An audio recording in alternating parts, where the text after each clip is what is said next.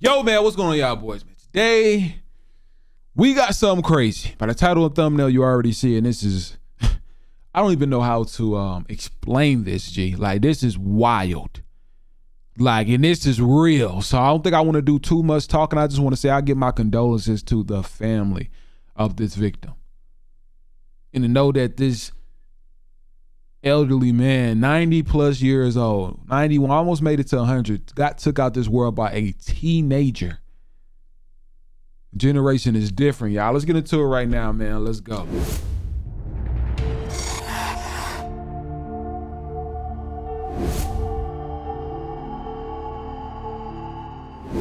I get thinking that my dad's last hour, the terrible sickening feeling I get thinking that my dad's last hour on earth was filled with horror and pain, worse than anything he went through in the war. The decedent had first to fourth degree burns on 80% of his body surface. Oh yeah, it was crazy. It was real crazy. I wouldn't think nobody would do that to a 91-year-old. I wouldn't think it was possible. This is George Stewart. In 2015, he broke into his elderly neighbor's home, him to death, and set him on fire. And then, like that wasn't enough, he appeared on the evening news talking to reporters about the incident. His family even believed he was innocent. My brother have never been in any trouble in his life. Never. But evidence would show a completely different story. So what really happened, and why did George kill his defenseless 91-year-old neighbor? Let's explore. Paul Monchnik was a 91-year-old World War II veteran and retired repairman who lived alone in his Detroit town in the 2500 block of Bentler Court. His family described him as a good and gentle man who had hoped to live to see 100 years old. Despite his age, he was thriving and he took care of himself. He was nearly deaf, but kept himself well-groomed and informed by reading newspapers. He had lived in his house for 65 years, so all the neighbors knew and liked him. He was nice and friendly with everyone, and so the neighbors would often come to check on him and help him around, which makes what happened on November 21st, 2015, truly tragic. That early morning, at around 2:50 a.m., police and fire personnel responded to a call about a house that was on fire. When they got to the scene, Paul's house was engulfed in flames, with the old man inside. The firefighters immediately put out the fire and went inside to search for the 91-year-old, but they didn't need to search for long. Paul's charred body was found near his front door, lying on his back. He had been beaten and burned to death. What kind of monster would do this to a defenseless 91-year-old man? Crazy. Kids, Paul's dog. family This was is a completely teenager. shattered by the news of their father's brutal death. It's really disheartening to think that somebody could bring harm to an elderly man. Paul's distraught son, Scott, pleaded for help from the public to track down the suspect responsible for this brutal act. Everyone in the neighborhood was also shocked by what had happened to the sweet old man who had no issues with anyone. He was a nice old man. Whoever did it, I hope they go wherever they gotta go. One of Paul's next door neighbors was 17-year-old George Stewart IV, who told reporters that he had seen someone driving off before he realized Paul's house was on fire. And I just seen the person just driving off with his car. Next thing you know, 2 minutes later, I walk in the house and we smell fire. Oh yeah, it was crazy. It was real crazy. I wouldn't think nobody would do that to a 91-year-old. I wouldn't think it was possible. As Detroit police Line out his mouth. This is a teenager, bro. Did it the whole time, bro. investigated this brutal murder, they were able to obtain surveillance footage from a local gas station showing a young African-American man buying gasoline and a lighter. The suspect was driving Paul's 2000 silver Chevrolet van, which had been stolen from his home. Police believed that the suspect had broken into Paul's house with the intention of robbing him. The surveillance footage with the suspect's face was released to the media, with investigators asking anyone who could identify the person to please come forward. And it wasn't long before someone did. An arrest made in the murder of a 91-year-old man, his body set on fire. I was actually outside when someone pulled off with his car. But now, sources telling us it's you. this teen in custody who spoke with Action News just hours after the crime. You remember Paul's 17-year-old neighbor, George Stewart? Yeah. Seems like he knew more about what happened to Paul than he was letting on. According to his family, George Stewart was a good kid who went to church and played basketball and soccer. He lived most of his life in Romulus and attended Romulus High School. But why do people think just because you go to church that you just ain't? Like, it's so much people that I know personally that's in the church that the only time they're trying to act holy is on their Sunday when they go. 5 days before this gruesome incident, he had moved in with his grandfather in Detroit. Unfortunately, he came down here about 4 or 5 days ago. Let me rewind it right quick. My bad. I was talking too much. Church need to start having where only certain people can get in. Nah, I'm playing. I seen you on the internet doing something crazy last week. You can't come in this week, man. You got to pray by yourself. Stewart was a good kid who went to church and played basketball and soccer. He lived most of his life in Romulus and attended Romulus High School. But 5 days before this gruesome incident, he had moved in with his grandfather in Detroit. Unfortunately, he came down here about 4 or 5 days ago. I haven't had a lot of interaction with him over the years because he lived in Romulus. He's my grandson. You know, he was a star athlete. To my knowledge, he had never been in any other trouble. Interestingly, some of George's relatives were actually the ones that called the police and identified him as the person in the video. Wow. But when relatives of 17-year-old George Stewart IV saw this surveillance video of the suspect in the murder of their next-door neighbor, they admitted to police they saw similarities to young George. The police raided the Stewart family home and found other evidence linking George to the crime. This included Paul Monchnik's cell phone, which was found in the backyard of the home, and a can of gasoline, which was found inside Paul's car. George's grandfather and a few family members would later accompany the teen to the police station to turn himself in, though they all hoped that the police were mistaken and George would be cleared as a suspect. We turned him in. We escorted him. I told the homicide that we would bring him in. I took him down to homicide, accompanied by his uncle, his mother. Sincerely pray and hope my grandson had nothing to do with this crime. Despite the shock of learning that his grandson could be a heartless killer, the grandfather felt bad for his elderly neighbor and the grieving family. Right now, I'm going to worry about Paul's family, my grandchild. I still love him unconditionally. Hey. The statement that Paul's father made about getting the punks off the street, I've always agreed with. I'm sorry that I'm here talking to you guys. I hope no other grandfather, father, or parent have to go through this tragedy. It's a tragedy for Paul. It's a tragedy for my family, too. Man. Meanwhile, George was charged with murder, felony murder, and burning a dwelling. Still, his immediate family members, including his mother, could not believe that he was capable of committing such a heinous crime. A family friend also defended him, saying, "It's an unfortunate situation on both sides. I think there's more to the story than what's being told." But was George really innocent, or was his family just too blind to see him for what he truly was? A cold-blooded killer. I wouldn't blame them though, because no one wants to believe that someone they love and care for could be capable of hurting innocent people. True. We all want to see the best in people we love, and because of this, we tend to misread the red flags that show us their true nature until it's too late. In December 2015, a preliminary hearing was held to determine if there was enough evidence for the case to go to trial. And that's when the chilling details of how Paul Monchnik was killed were revealed. The prosecution said in their opening statement, "The alleged facts in this case are that the defendant killed his elderly neighbor by beating him and attempting to burn the evidence. The word heinous does not even begin to describe this crime." Several witnesses were called in to testify, including a Detroit Fire Department investigator who was at the scene and testified that he believed the fire at the home started near where Paul's body was found. There was so much so many combustibles, things that surrounding the victim. At first, I could not tell if it was next to the victim and kind of radiated toward the victim, or the victim himself and radiated out. But at the conclusion of my investigation, the victim was pretty much in the center of the area. The investigator also described the injuries that he saw on Paul's body. There was an injury to the head.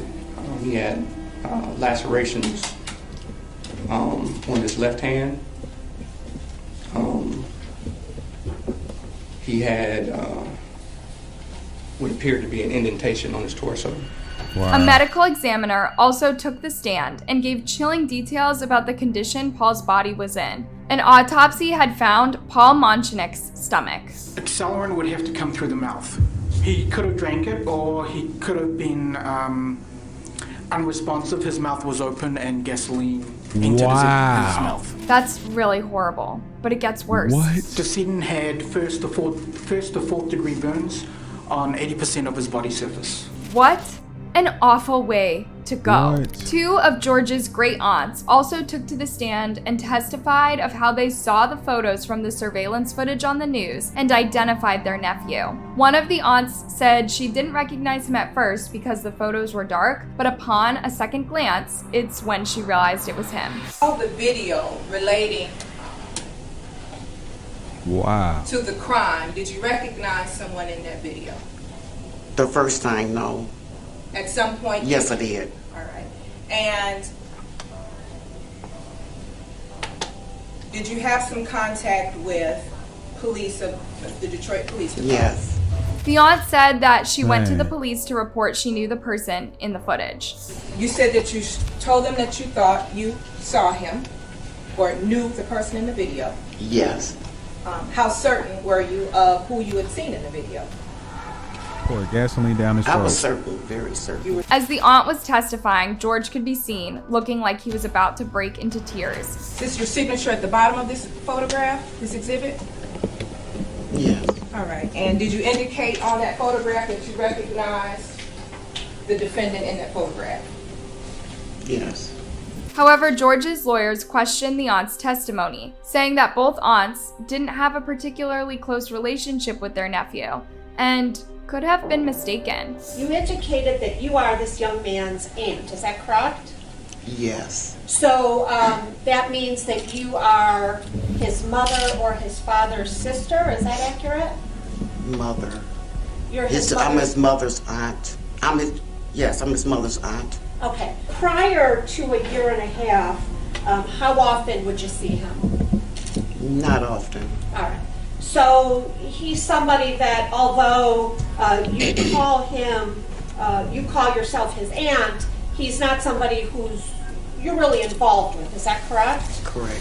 The aunt did say that she was sure it was George in the surveillance footage because he looked a lot like his sister, who she had taken care of for years. So he looks like his sister, and they have the same features. And I took care of his sisters for years. Boy, that wasn't the right thing to say. The other aunt said that George had visited her during the summer of that year, and that's how she was able to recognize him. Okay. Is this a picture that you've seen before? Yes, on the news. Okay, and was it also a picture that was shown to you by officers of the police department? Yes. Detroit Police? Yes. And when they showed you this picture, did you recognize someone in it? Yes. But the aunts were not the only ones that had identified George in the surveillance footage. A police officer who was assigned to Romulus High School also contacted police after seeing the photos of George in the news. He said that George was a student at the high school and that he saw him a week before the murder. I told him that person was George Stewart. The gas station attendant who had picked George from a police lineup testified in court that George came into the gas station early that morning before the murder and bought 50 cents worth of gasoline and a lighter. I saw this guy in the gas station. He came out and bought the gas the same night. The attendant went on to say that George looked nervous and scared when he showed up at the gas station with a big gas can. But the most moving testimony of all came from Paul's son, who told the court about getting a chilling phone call at 3 a.m. telling him about the incident. Yes, I got a call from the neighbor that said your father's house is on fire. When he arrived at the scene, he found his lovely childhood home burned and blackened, and blood on the floor from where his father had been beaten to death. Can you imagine seeing your dad or someone you love in such a condition? That's something that stays with you for a while. Man. Scott said the scene from hell has traumatized his family and will haunt him for the rest of his life. The terrible, sickening feeling I get thinking that my dad's last hour on earth was filled with horror and pain, worse than anything he went through in the war. Scott said one of the things he noticed missing from the home was his father's older model van. Asked where's the van, and nobody could tell me. At the end of the hearing, the judge ruled that there was more than enough evidence to take the case to trial. Before he made his ruling, the judge said that it was sad that Paul lived as long as he did and chose to stay in the city of Detroit, only to meet his end the way that he did. Nothing good about this case at all, whatsoever. To avoid trial, George would plead guilty of all the charges and apologize to Paul's family for the pain he caused them. No one should be able to leave this world like that. And I understand that Mr. Monchnik was a good man, and he deserved to die like he did. Eventually, George was sentenced to 30 to 60 years in prison, but his family still insists he was innocent. My brother have never been in any trouble in his life. Never. Paul's family, on the other hand, has supported this sentence, saying that it gives them a sense of closure. And while Dad will always be in our memory and in our thoughts and in our hearts, we have laid him to rest, and we can move on with the healing process. What do you think about this case? Man, like, what do you mean what I think about this case? I knew it was going to be at the end one of the people that they still says he's innocent, which is, I'm gonna say this. If that was the first time that dude ever got in trouble, like, I honestly would be thinking the same thing. Like, he's not even capable of doing anything like this. How? He has never been in no trouble. But then again, how do we know that he hasn't been in any trouble? Because the family fails to realize the negative or dangerous things he do. His friends is the only people that really know if he's in trouble or not. And that's one thing I be having to explain to people. Really, your friends, parents, your kids' friends are going to know them a lot more than possibly you would know them, at least on a different level. They're going to know all the BS they get into. They're going to know how they act genuinely when they're not around their parents. So I couldn't even say that the family can somewhat speak on how someone is, because when you're around your family, you go act as important than what your family know you. When you're around your friends, you go act very unapologetically, like of anything. Not saying that's everybody, but even if you're a good person, but you're going to be good unapologetically, you know what I'm saying? You're going to be a lot more open, free. You know, but I did love the fact that the aunties at least had the courage to say that, yes, that's my nephew. And even the parents had turned their, son in, or grandparents had turned their grandchild in. And it was like, look, I'm not so much worried about him because I'm going to love him unconditionally. But I'm more worried about the victims of this family. I'm worried about what they're going through right now. And that's honestly something lovely for grandparents to say. Like, that is crazy that they decided to turn him in and the mother and things, and they're still more worried about the victim than my son is in jail. But he did what he did. I feel like 30 to 60 years is that is wild. That is somewhat justifiable in a way, but at the same time, man, this old man lost his life. I feel like personally he took his life beforehand. He probably tried to rob him of his money. The old man probably wanted to go in because, he been in the Vietnam, so he's fighting back. And he took the life of the old man, and he tried to, how can I say it? Burn the house to try to get rid of evidence when this is not GTA, bro. This is the real world. Things like this happen in the real world, bro. This is not GTA, bro. So don't even try, bro. Don't even try. You know what I'm saying? And I wasn't even knowing it. That was just some of the stuff that they said about the autopsy, bro. Really put gasoline down his throat at 91, bro. Like what was going on in this dude's mind? No matter, even if he's never been in any type of violence, what thought came to his mind? I'm gonna just take the life of a 91-year-old man who's really, it's like you taking the life of a child who really can't defend themselves. Taking his car, been on the news, laugh, yeah, I seen a car, I don't know what's going on. They should have known he was lying. When they talking about some things, I seen the guy hop in the car and just leave. Bro, yeah, he did it. I'm gonna start looking at all these cases where people swear they just seen something, and I'm definitely saying that they did it. But that is so crazy to see him say that on the news and say he didn't deserve this. He was an amazing old man. He was this, and then took his life, bro. Sad.